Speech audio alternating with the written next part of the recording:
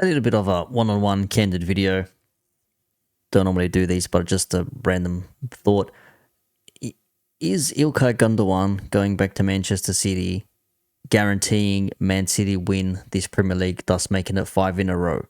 Now, I understand the irony of me speaking about this as a Liverpool fan with a very light blue background, but it just so happens that light blue works well when you're doing videos with lighting as well, and in my opinion at least. But that's why the red light is there in the corner. So I know it's Liverpool colours and also the plaque is behind me. But in any case, I digress. No waffling here. Well, minimal waffling. City have a decent team already. They've got De Bruyne, they've got Rodri, they've got Haaland. They sold Alvarez, but they're bringing in another winger/striker in Kyogo, I think his name is. Playing for Celtic, Japanese fella, 29 years old. They brought in Savinho. They also have Ederson in goal. They've got Stones, they've got Guardiola, they've got Rodri. They got a decent squad. And I'm pretty sure I mentioned De Bruyne, but De Bruyne one more time, and Foden, of course. The team is there to compete. Arsenal are looking to actually do something about it. They came so close last season, came close the season before that.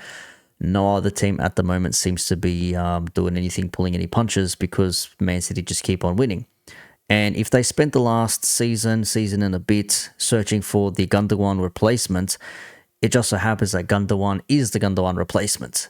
And this spells trouble for a lot of Premier League clubs, mainly those that are chasing a Premier League and trying to eclipse City. Now, as it stands, only Liverpool have taken one off City in the last 7 seasons. So 7 out of the last 6, or was it 6 out of the last 7, I should say, have been City victories, that one being a Liverpool one.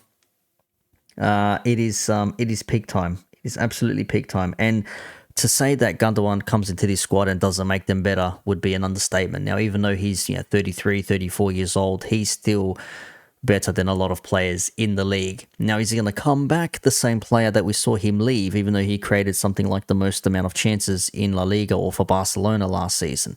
Barcelona's case is another one of a basket as well. I don't know how they let a player like that go. Apparently, there's some internal conflict, internal issues at the club there, thus having to relinquish him of his duties and having him be able to go back to Man City on a free, even though he will, cost a fair bit of money week by week, but, he's good for it. Pep will know what to do with him. There's another player in the midfield that they can use, and he did come clutch for him. He got subbed on for Bernardo Silva in that 22 season finale, and, we know the rest. The game finished 3-2, scoring clutch goals, winning goals, mind you, and broke Liverpool hearts, I'm not going to lie. But he's a quality player. Does that automatically make Man City favourites now? Arsenal reckon they have what it takes, shoring up their defence, because their defence is what cost them last season. And even if you don't beat Man City at the Etihad, I still think if you get a draw there at least, it's not a bad result, so long as you beat every other club that you're playing. Every other team that you're playing. I know a lot of City fans, I've heard LB say it a lot. I know Big Steve, the Sharks are coming. He said all that as well. If you had a little bit more balls and played a little bit more, you maybe would have got that win against Man City and you would have won the Premier League. But it seldom works like that, because everyone always points out Man City would go to Anfield. They would draw or lose at Anfield more often than not. I think they haven't won there in I don't know how long now. Even last season, with the amount of shit we had, injuries, players missing, Salah coming off the bench, all that sort of shit. Still don't know how we didn't win that game. Fucking Diaz. In any case, City would not beat Liverpool. They will still go on to win the Premier League. So it doesn't mean that you have to beat City away from the Etihad. Just don't lose.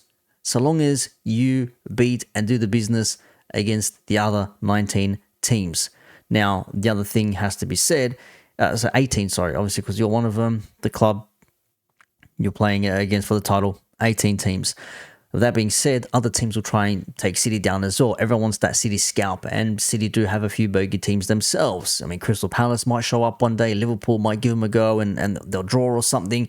Hell, Arsenal might beat them at the Emirates. Man, you might have something in store for them. Tottenham, you just don't know these days. It is going to be interesting. It's going to be peak.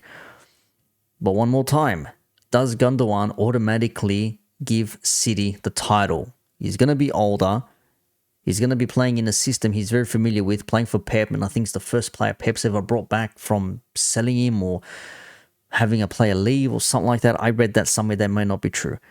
But all the same, the midfield now that Man City have is primo with Gundogan coming in, assuming it's all done and dusted, which by all accounts it seems to be.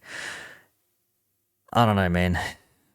A lot of City fans now, chest out, walking tall, not so worried, more confident as ever. It's going to be peak. It's going to be peak.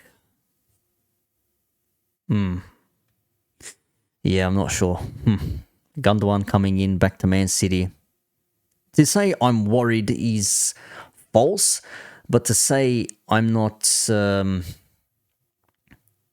I wouldn't say I'm worried, but I'm probably more so cautious, ever more so of Man City now. With the players they have, with the form that they're in, Foden, player of the year or something to that effect, Haaland, Rodri, De Bruyne, still got Grealish, you got Doku, you got Savinho, you have a midfield as well, Kovacic is in there, you've got Gvardiol, you've got Stones.